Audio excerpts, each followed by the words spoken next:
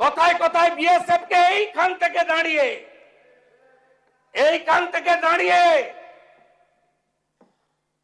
আগের মুখ্যমন্ত্রী বিএসএফ কে কদর্য ভাষায় আক্রমণ করেছে। এখানে প্রস্তাব এনেছে বিএসএফ এর বিরুদ্ধে। জমি দিয়ে তারপরে নিন্দা করতে পারতেন। শুনে রাখুন, এখন অবধি 142.79 একর জমি দিয়েছি। কোচবিহার 22.95, জলপাইগুড়ি 35.165, দার্জিলিং 8.815, সব মিলিয়ে এই 600 কিলোমিটার এলাকা কয়েক মাসের মধ্যে একদম বেড়া তৈরি হয়ে যাবে।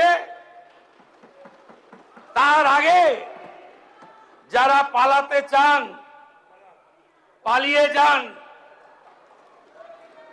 আমার ডাকে সাড়া দিয়ে হাকিমপুর দিয়ে অনেকেই পালিয়েছে।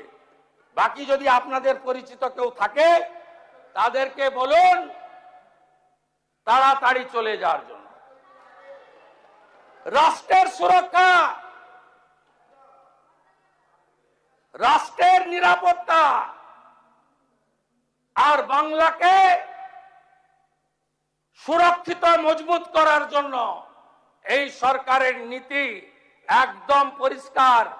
এই বিষয়ে আঙ্গুল তুললেই জসমিন দেশে যদাচার।